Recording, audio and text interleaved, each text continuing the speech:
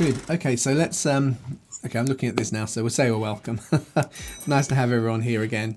How many folks? We're just the five of us at the moment, but I know I was talking to someone during the week who regularly watches them after the event. Seems to be about the same number, about 17 or 18 people tend to watch after we've recorded them. But anyway, so hello to all of those people as well if you're not here live. Where are we? We've got to come over to here. Yeah, so we're now onto a new chapter. Oh look, it says Matthew 1. That's Matthew 1 to 13. There should be a 7 on there. I obviously forgot to type the 7, but it says 17 at the bottom, so that's correct. So we're now into Matthew 17. We've gone through. Jesus has been at Tyre and he's moved across Caesarea Philippi, which is all north of Galilee. And then we read about 6 or 8 days later. 6 days later. Matthew. Let's go here. After 6 days, Jesus took with him Peter, James, his brother, and John. So that's 6 days after, as they've been walking from Caesarea Philippi. Peter has affirmed both the divinity and the messiahship of Jesus. Jesus has then talked about something in Peter's experience being foundational to the church, and that kind of foundational thing seems to be quite significant. It seems to be a sign to Jesus that we're going to start moving now towards the culmination of his story. Although there's still nearly a year to go to the end of the story, but he's going to start moving down to the south. We've already got a little bit of ambiguity in terms of time because you can't tell from the text whether it's immediately after the confession of faith. I suspect it isn't. But so there's already some movement going on, and then there's that rebuke to Peter as an adversary because he's now failing to see the significance of what Jesus is explaining to him about how he's going to suffer, and that's part of God's plan. And now after 6 days, Jesus took with him Peter, James, and his brother John.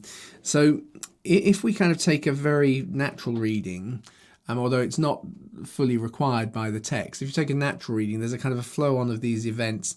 So we would imagine Jesus is kind of coming into the north of Galilee at this stage. And he brought them up onto a high mountain by themselves. And so at some point he seems to break off with the three. I've always got a question in my head as to where Andrew is in this, because Andrew seems to Peter and Andrew, James and John seem to kind of work as a little unit if you look across the Gospels. But Andrew is often missing in Matthew's narrative. Now I sometimes think that that's perhaps because, as I take an early view of Matthew's writing, we also know that Andrew is probably is the first missionary to leave. And that the Eastern Orthodox make a big thing of that, but it does seem to be the case. All of the early church records kind of point to Andrew being the first missionary, and he seems to leave right in the 40s when Matthew's gospel is kind of coming together. So sometimes I think to myself, well, maybe Andrew's just missing because he's not around in the church, I think actually Matthew's gospel starts in the 30s, starts getting put together in the 30s as we read about in the book of Acts, them devoting themselves to the apostles' teaching. I think they're working together, and Matthew, acting with his scribal skills, is consolidating the story. So you can imagine Andrew being forgotten, but it does seem here, and I think the phrase is used, is Peter, James and his brother John alone. So it's just that little group with Jesus. They go up a high mountain by themselves. That's the same verse, just rearranged it. I've put this little map, which you can sort of see behind me, which shows you two mountains. If I can, no, I have to move that way, don't I? Hang on, let's go. Which way do I go? There we go. So over here, hang on, I learned how to do this. If I do, there we go. I can highlight. Can you see that round? That's Mount Hermon, and down here is Mount Tabor. So these are two possibilities as to where Jesus is when we're talking about the Mount of Transfiguration, which is what's going to happen there. There is a single verse in all of the Bible that refers to both at the same time. So there's nothing significant in Psalm 89 except it mentions both Tabor and Mount Tabor and Mount Hermon. And obviously I say obviously. So historically and traditionally, the early church assigned Mount Tabor as the Mount of Transfiguration, and I tend to give a lot of credibility to the early church records. The only problem here is that seems to come in. I think it's in Origen, and I think it comes in the 4th to 5th century. So it's not super early, but I do take these things seriously because I think they're often closer to the sources than we are today, but they're not. We're talking not here necessarily direct. So Mount Tabor was often seen as being the Mount of Transfiguration, and if you go on the holidays apparently to Israel, that's where you're likely to go. Most modern scholarship see this in Mount Hermon, so they see it as part of, and I understand this too. They understand Jesus has been around Caesarea Philippi. They've seen all of the shrines to the different gods and the emperor worship and so on, and we've had the confession of faith. And then he goes up Mount Hermon, which is actually the highest kind of mountain in the region. So it refers to it being a high mountain.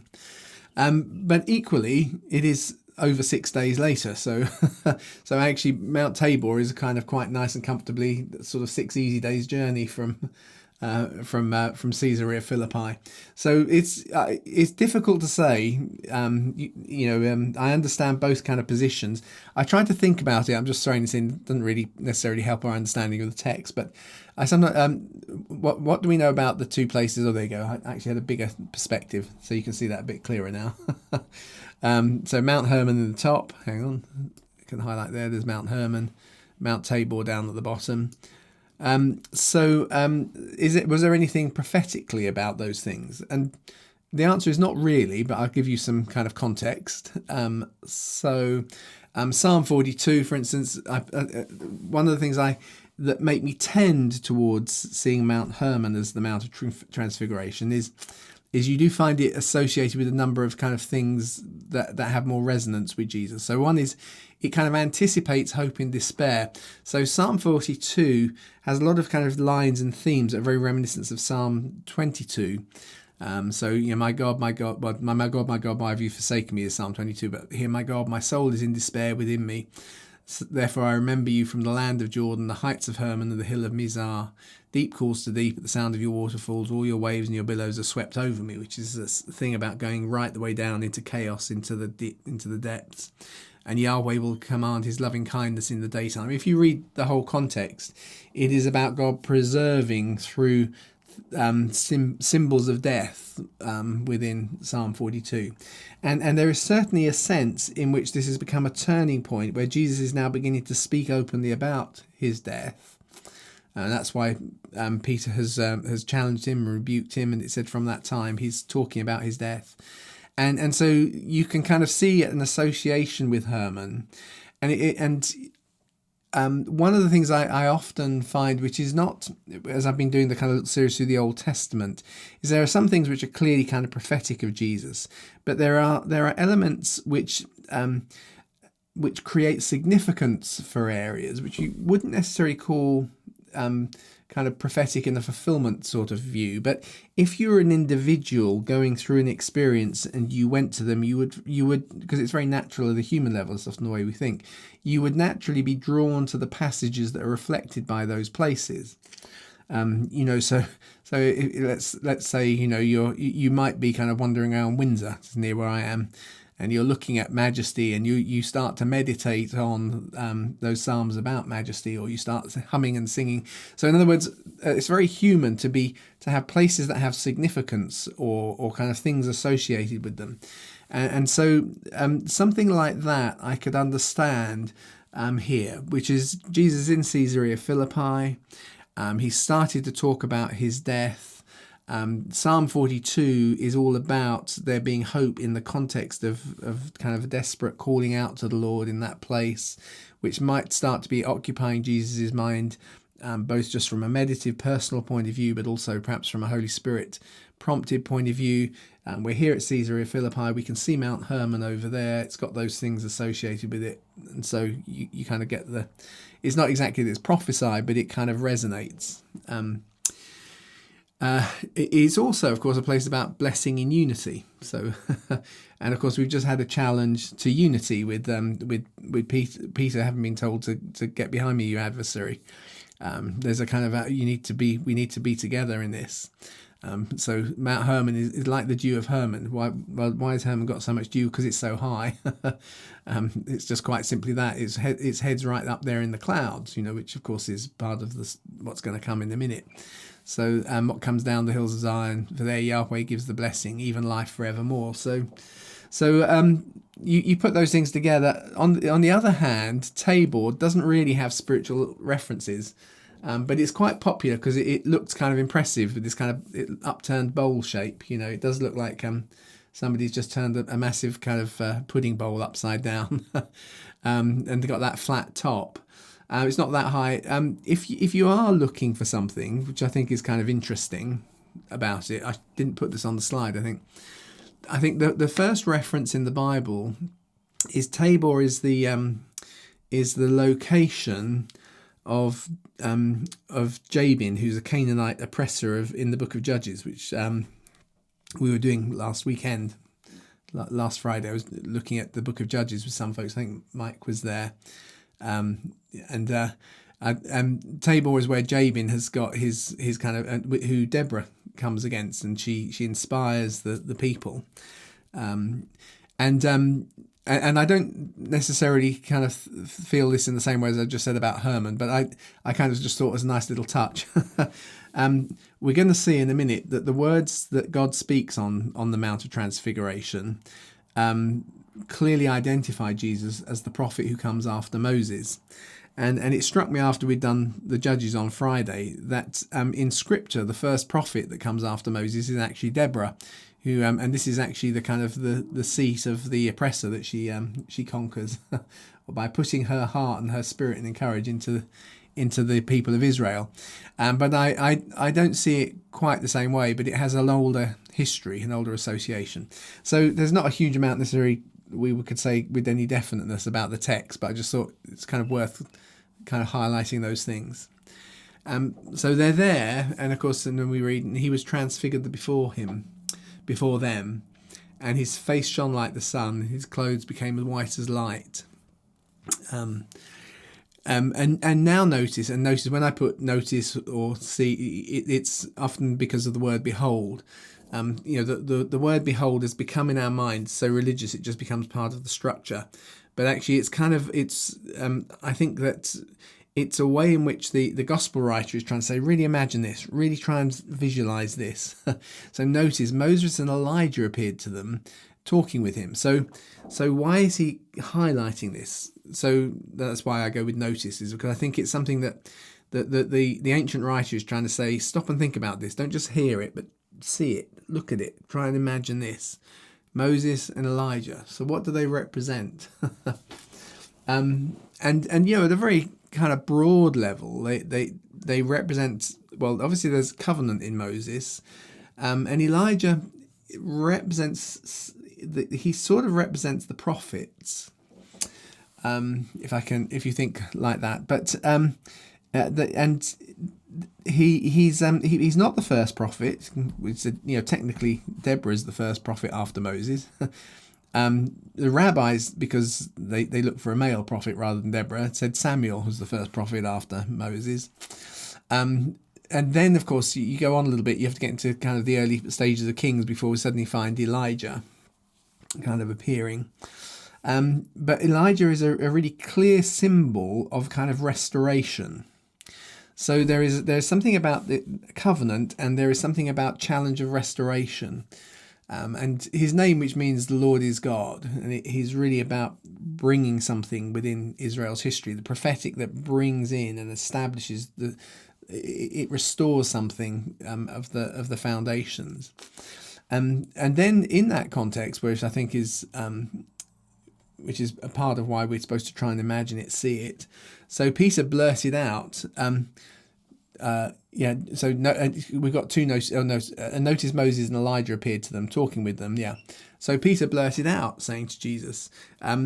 More typically, you'll just see it says he responded or something like that. But the response is the Greek word is kind of it's kind of an immediate talking sort of thing. So I thought it's quite legitimate to kind of put, and we're seeing it, and we're seeing Peter doing it in response to what's going on. They've kind of suddenly seen something quite astounding. Moses is there representing covenant. Elijah is there representing something restorational. And he blurts out, "Lord, it's good for us to be here." So it's good these guys are here, but good we are as well. If you wish, I'll make 3 tabernacles here, one for you, one for Moses, and one for Elijah. I did check here because some translations put we, but it's Peter, I think, speaking. I will, getting right in there. I'll do it. And then while he was still speaking, see how a bright cloud overshadowed them.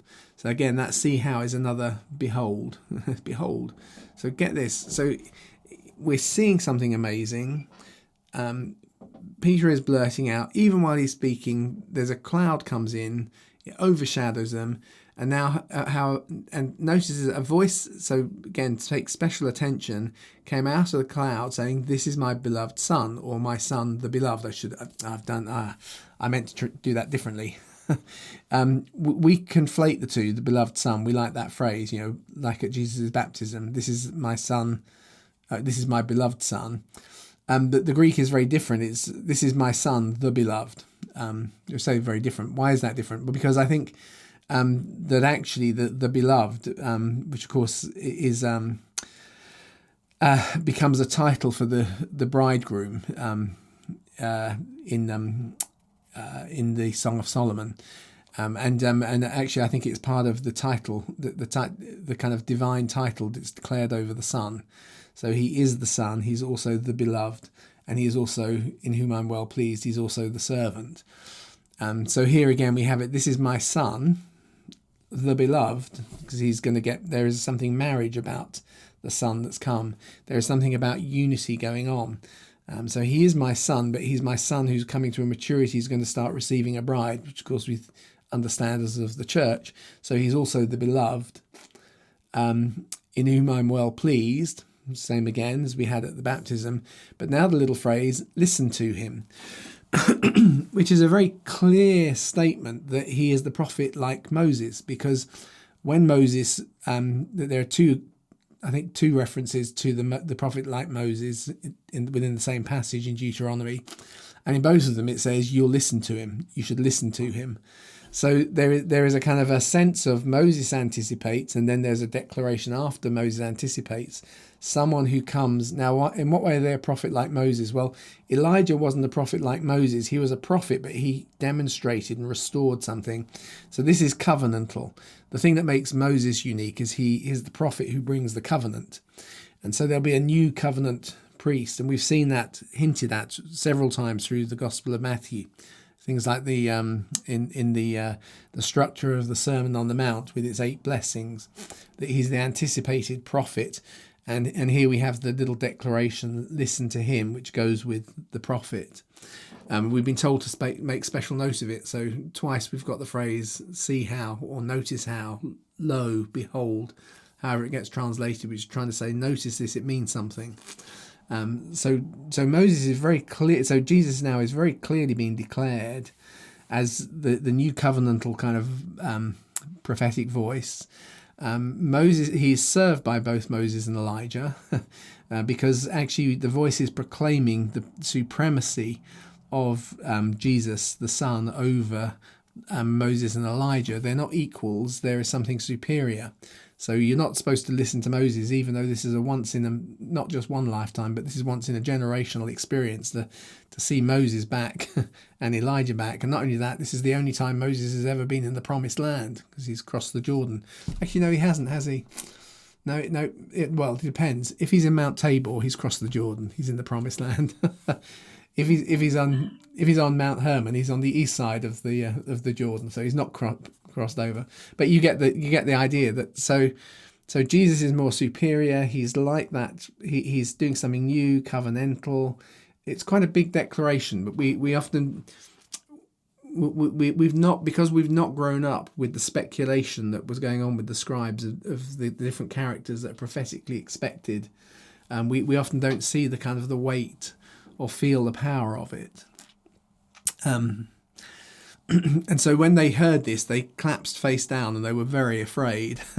And very nicely, Jesus came and touched them and said, "Get up, don't be afraid." And when they looked up, they saw no one except Jesus alone. So they have this quite stunning experience. Go back a little bit.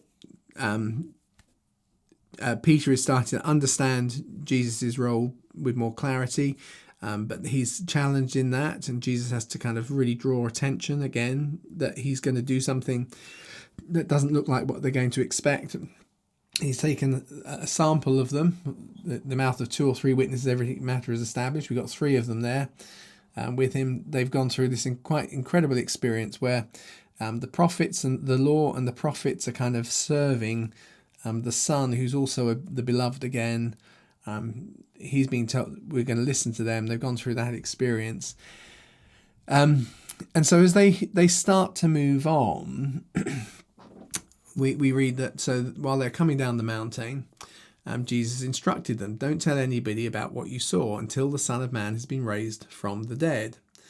And the disciples now, so the question always is in a statement like this that I have is, does he just say that to Peter, James and John, who are also the disciples, or is there a kind of an assumption that there are certain things shared within the group? So when Jesus says don't tell anyone, what he means is don't go and make a big thing about this until the church has emerged.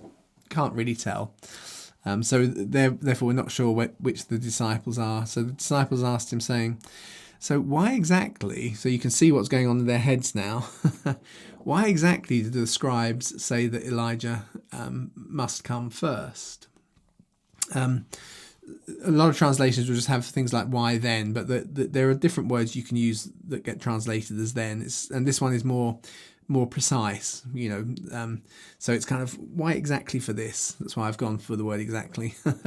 So why exactly did the scribes say Elijah must come first? Now we've heard that before. Obviously, that John the Baptist has been asked, "Are you the prophet?" Okay, well actually we've just heard here the declaration from heaven that identifies Jesus as the prophet, i.e. the one who comes after Moses. "Are you Elijah?" they say to him, or "Are you someone else?" or Jeremiah, or one of the other prophets, or someone else. And John has said, "No, I'm not Elijah." So we know, and again, in more recent years, we found within the writings of places like Qumran and analysis of some of the rabbinic writings of the Talmuds, the Targums, and so on, this kind of speculation and conversation. Why do they say that Elijah must come first? And it's not a trivial. Well, I say it's not a trivial question. It's one of those questions which it's not really a problem, and yet at the same time there's something in it that sometimes we often have to confess we don't fully understand. So I'll just try and think about it a little bit this afternoon. So Jesus answered them and says, "Elijah indeed comes first and will restore all things. But I tell you, Elijah has already come." So we have a little kind of run of statements there. So there's something about when the Bible, those kind of things that creep in prophetically about Elijah, is he is about restoring the kind of the consciousness of God. So remember in Elijah's day that they had started to blend. So Yahweh becomes blended with Baal. It's just another name, It's a bit like in thinking of the Narnia series, where Tash becomes another name for Aslan. He becomes Tashlan. that idea that kind of God's a creator God. God's a label. You can put any name to it. Whatever name he goes by. So Elijah comes at a time where that's going on. And starts to put the primacy of the revelation of Yahweh back into the mix. So Eli, Yah, God is Jehovah. Or if you want to think, God is Yahweh. He is not Baal. He is not whatever. And of course that is what John the Baptist has done. And so Jesus says, "I tell you, Elijah has already come." Now, for some people, the thing that gets confusing is, but John said he wasn't Elijah, and now Jesus is saying he was Elijah. And actually, the resolution I think comes by as we start. We allow the text to speak to us to understand how Scripture talks symbolically. So John isn't Elijah in the sense of as we would know from a Christian point of view, we're not saying he's a reincarnation of Elijah. So no one assumes he's a reincarnation of Elijah. So is Elijah kind of he works typologically? Now, what do we mean by typologically rather than prophetically? In that John does something very like Elijah does, and so we find that actually this is one of the ways in which, as we start to understand it, you see a much broader sense to the way prophecy works. It's lovely when we see something that looks exactly like the prophecy. So behold, a virgin shall conceive and have a child, you see. So now, we in the incarnation story, here is a virgin, she's got a child. So here's the prophecy, here's the absolute spot on. We love that. But equally, when Isaiah prophesies that, his wife becomes pregnant. And that is seen in a much broader sense as kind of like, well, there's something going on here, and there's a fulfillment of the prophecy in a kind of a fuzzier way in his own day. So by the time his child has been raised to be eating solid food, the problem that which one is it? Ahaz has been worrying about the kings. That problem's gone. So it's something about the way in which the Word of God works. So we talk about the Word of God is living and active. So God often will speak, and it kind of creates ripples. And there's a big splash, but there are lots of ripples. And we often see the same thing cycling. We have a similar approach when we look, say, at the Book of Revelation, which is that almost every generation has found Revelation speaks the things that are going on in its day. And yet people are always insisting on making it all about the end times. But the trouble with making it all about the end times is if I'm not living in them, then they don't say anything to me. But because they feel like they do say something to me, I therefore assume I must be living in them, which is also kind of true.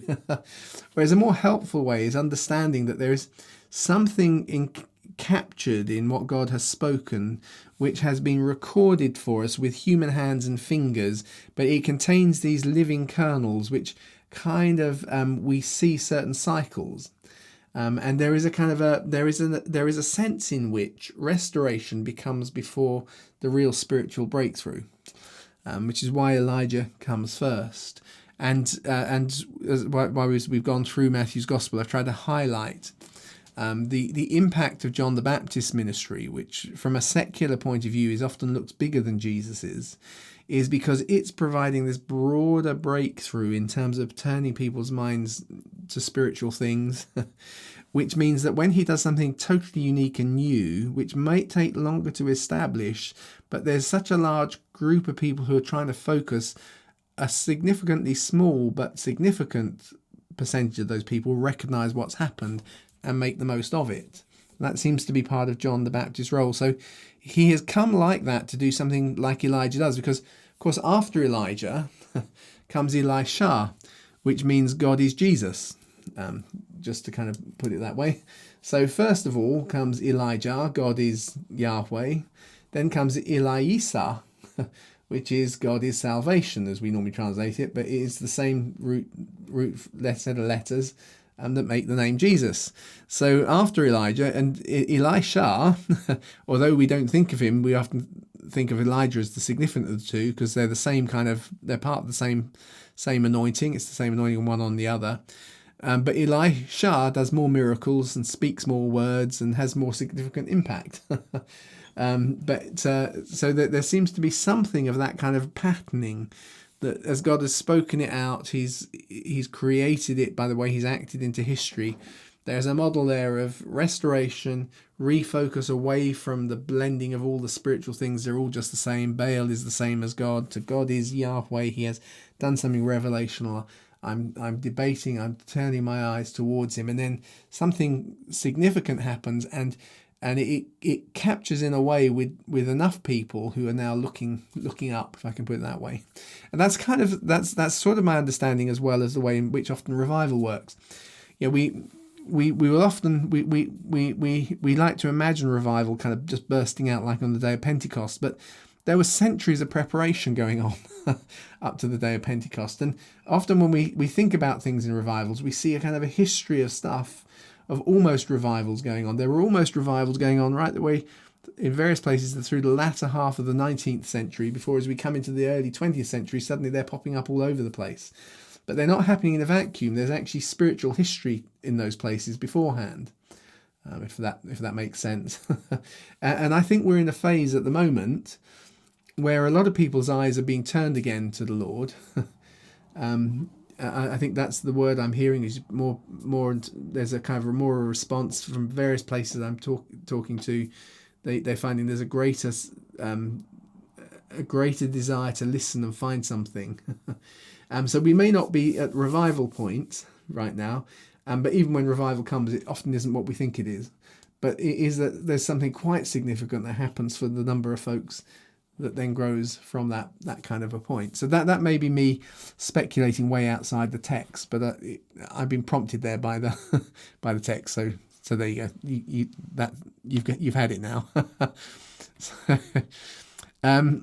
So then the disciples understood that he spoke to them about John the Baptist and what John has done, which is going to actually be bearing fruit right the way through the book of Acts. You know, that the turning that John had created has made people receptive to what's going to go out when Jesus goes through the cross experience. So I come to the end of the text as we prepared it. So just a short little kind of passage. Does anyone want to ask any questions? I say at this stage, this is the only stage where you ask questions. So would anyone like to ask any questions before we finish today? Just not a question really. Just I never thought of Elisha meaning God is Jesus. That's amazing. Yeah, well, if you look it up in the translations, it will say, you know, God is salvation. Yes. But you got to remember what Jesus' name means. Yes. Yeah. So it's Eli Isa is the name, or El Isa. So the Eli means God. So it's a little bit because it could be El, just God. Eli is my God. But Isa is salvation, which is the root of, depending on how you end the noun of the name Jesus. So I tend to treat it as El Isa, which God is Isa, rather than my God is Isa. Sometimes you can blend the two, you know, and that's the thing with names. They're kind of compressions of words very often. Yeah. Any other thoughts or observations or questions? Hi, Kristen. Yeah, just a little one. It's such a strange thing, this, isn't it? This whole encounter that they have, and Peter coming and offering to, you know, find them some tents and sort something out. It reminds me of in the story of Rumpelstiltskin, and which book's that in? That's in Hezekiah, is it? Something like that, yeah. And you know, he found himself in the presence of the king. And he just didn't know what to say. So he just said the first thing that came into his mind, which was, my daughter can spin straw into gold. And it almost, for me, seems like Peter was in sort of that situation. It's like, what's the first thing that came to his mind? Well, you know, can I get some tents for you? And the fact that he knew it was Moses and Elijah as well, these really mysterious things that they could have spoken to each other and greeted each other by name, possibly. But just the whole significance of it, like in a dream, you just kind of know certain things. You know those things. And Peter just knew that was Elijah and not anybody else. You know, it was the law and the prophets all rolled into one. This personification of these two people. Yeah. I'm quite interested, Kristen, in the fact that you were saying that prophecy sort of ripples out and you can see it. Yeah. In different ways, in different times and seasons. Something I think I'll take away. No, and it's one of the things, particularly if you look at the rabbinic sort of writings. I call them rabbinic. It's my way of saying includes things like the Talmuds, which weren't written down in the format we have them now until after Jesus, but they involve texts that go back further, and the Targums again. There are various of these things, but I refer to them all in that way. But so I use that term quite broadly, includes people like Philo and so on. But if you look at some of the prophecies that we see very clearly manifested in Jesus, as they comment on them, they see them happening in kind of waves and moments of history, which we've often forgotten about because we're not so interested in Jewish history more generally. But they can see those things in those places.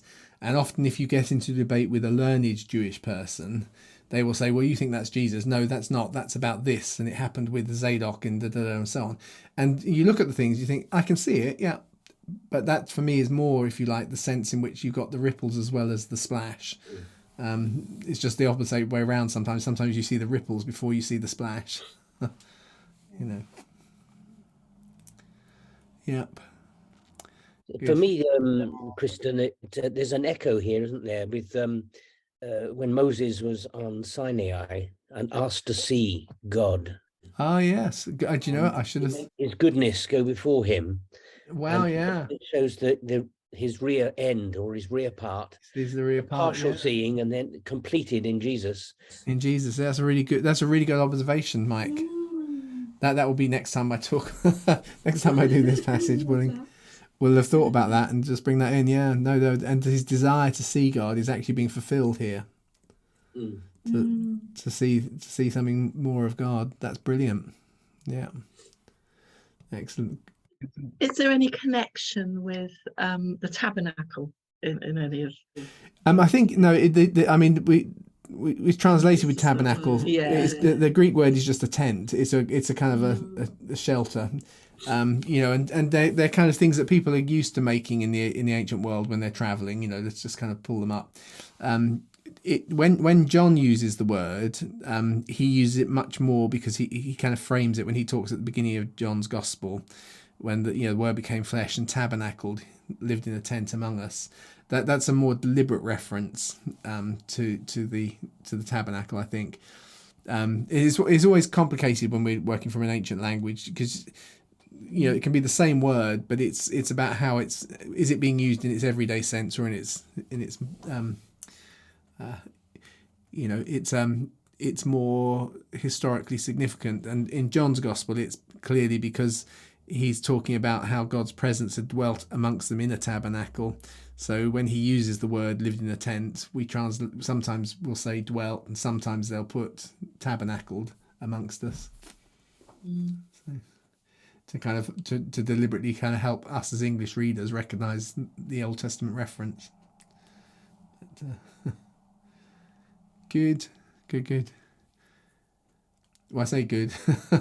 I'm going to give opportunity in case there's any other questions before we go. I was going to say one of the things I'm never any good at, but and I won't do it for vanity's sake or anything. But it's always helpful to know. It's always if because you guys are all. I assume that because you keep coming back, there's something that you find useful. So I work with that. That is my assumption. There you go. Yeah. Anyway, well, we better finish because we're only 3 minutes from 2:00 now. But it's been good to see folks. So, but my hand disappears as I go over there. Yeah.